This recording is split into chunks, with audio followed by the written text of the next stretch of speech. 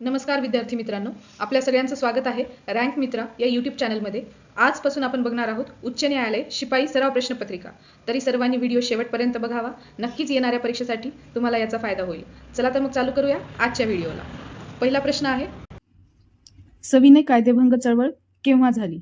Options आहेत 1920, 1930, 1925 आणि 1922। योग्य उत्तर आहे ऑप्शन बी 1930। दुसरा प्रश्न बघूया, मुंबई उच्च न्यायालयाची खंडपीठे खालीलपैकी कोणती आहेत?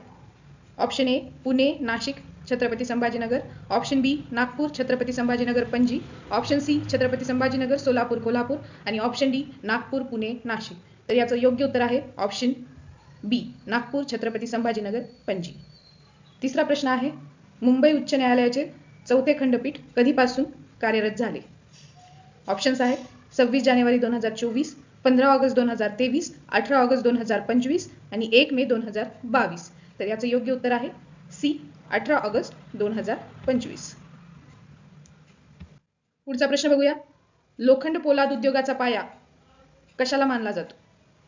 ऑप्शन्स आहेत शेती, खाणकाम, कारखानदारी आणि वाहतूक। तर याचं योग्य उत्तर आहे विद्यार्थी मित्रांनो ऑप्शन सी कारखानदारी। पाचवा प्रश्न आहे, स्टील मॅन ऑफ इंडिया म्हणून कोणाला ओळखले जाते? याचे ऑप्शन्स आहेत J R D Tata, Jamshedji Tata, Visvesvaraya, Dhirubhai Ambani. तर याचे योग्य उत्तर आहे विद्यार्थी मित्रांनो जमशेदजी टाटा।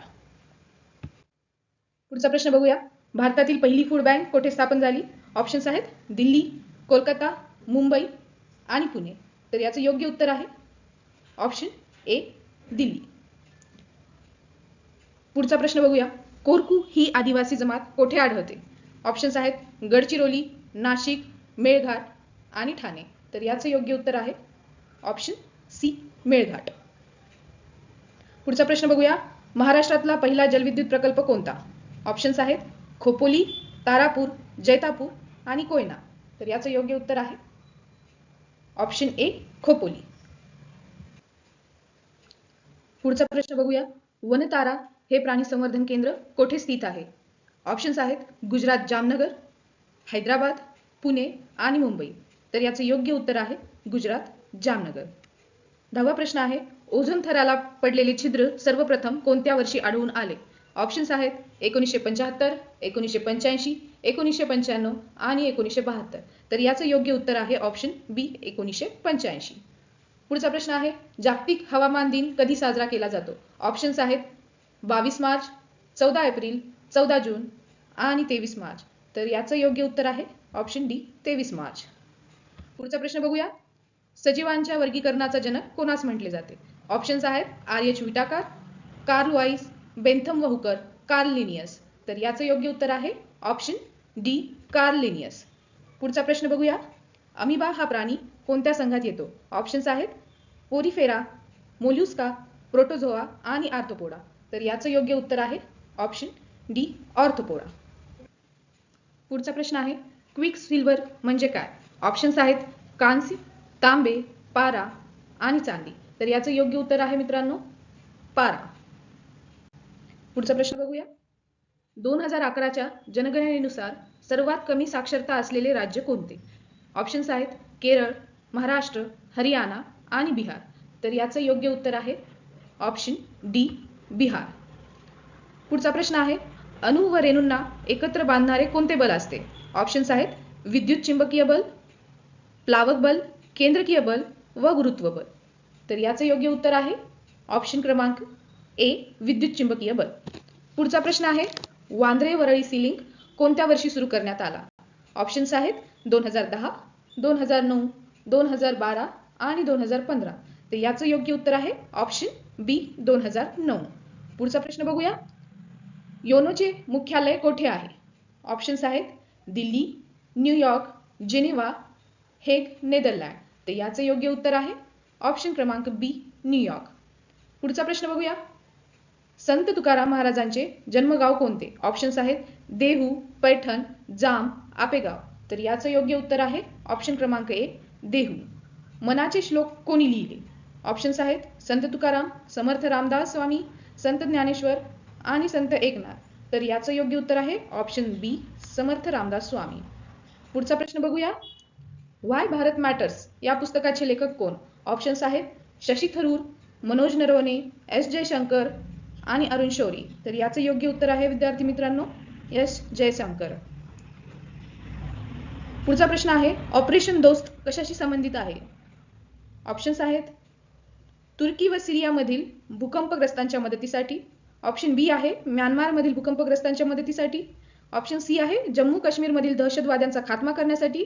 आणि ऑप्शन डी आहे इस्रायल हमास युद्धात अडकलेल्या भारतीयांना परत आणण्यासाठी. तर याचं योग्य उत्तर आहे ऑप्शन क्रमांक ए, तुर्की व सिरियामधील भूकंपग्रस्तांच्या मदतीसाठी. पुढचा प्रश्न बघूया. थॉमस चषक हा कोणत्या खेळाशी संबंधित आहे? ऑप्शन्स आहेत क्रिकेट, फुटबॉल, बॅडमिंटन आणि हॉकी. तर याचं योग्य उत्तर आहे ऑप्शन सी, बॅडमिंटन. पुढचा प्रश्न बघूया. मध्य रेल्वेचे मुख्यालय कोठे आहे? ऑप्शन्स आहेत मुंबई चर्चगेट, छत्रपती शिवाजी महाराज टर्मिनल मुंबई, बडोदा गुजरात, जबलपूर. आणि याचं योग्य उत्तर आहे ऑप्शन बी, छत्रपती शिवाजी महाराज टर्मिनल मुंबई. 25वा प्रश्न आहे सातवाहन घराण्याचे संस्थापक कोण होते? ऑप्शन्स आहेत विंध्यशक्ती, राजासिमुख, दंतीदुर्ग आणि कुतुबुद्दीन ऐबक. तर याचं योग्य उत्तर आहे सिमुख सातवाहन, ऑप्शन बी. पुढचा प्रश्न बघूया. राज्यातील क्षेत्रफळाने सर्वात मोठी मनपा कोणती? ऑप्शन्स आहेत मुंबई मनपा, कल्याण डोंबिवली मनपा, पुणे मनपा आणि ठाणे मनपा. तर याचं योग्य उत्तर आहे ऑप्शन सी, पुणे मनपा. 27वा प्रश्न आहे मुंबईचे शेरीफ, नगरपाल यांची नेमणूक कोणाद्वारे केली जाते? ऑप्शन्स आहेत मुख्यमंत्री, मनपा आयुक्त, राज्यपाल, मनपा उपआयुक्त. तर याचं योग्य उत्तर आहे ऑप्शन सी, राज्यपाल. पुढचा प्रश्न बघूया. प्रश्न क्रमांक 28. 2025चा लोकमान्य टिळक राष्ट्रीय पुरस्कार कोणाला जाहीर झाला आहे? ऑप्शन्स आहेत विनोद कुमार शुक्ल, डॉक्टर सुरेश सावंत, नितीन गडकरी, कुमार मंगलम बिर्ला. तर याचं योग्य उत्तर आहे ऑप्शन सी, नितीन गडकरी. 29वा प्रश्न आहे साहित्य अकादमी पुरस्कारांची सुरुवात कोणत्या वर्षी झाली? ऑप्शन्स आहेत 1956, 1955, 1948 आणि 1965. तर याचं योग्य उत्तर आहे 1955, ऑप्शन बी. पुढचा व शेवटचा प्रश्न आपण बघणार आहोत. संजय गांधी नॅशनल पार्क कोठे आहे? ऑप्शन्स आहेत पुणे, गडचिरोली, मुंबई, कोल्हापूर. तर याचं योग्य उत्तर तुम्ही कमेंट करा. याचं योग्य उत्तर आपण बघूया पुढच्या व्हिडिओमध्ये. तर हे होते आजचे 30 सराव प्रश्न. आजपासून आपण येणाऱ्या उच्च न्यायालय शिपाई भरतीसाठी असेच सराव प्रश्न बघणार आहोत. तरी रोज प्रश्नपत्रिकांचे अपडेट मिळण्यासाठी चॅनलला सबस्क्राईब करा. भेटूया पुढच्या व्हिडिओमध्ये. धन्यवाद.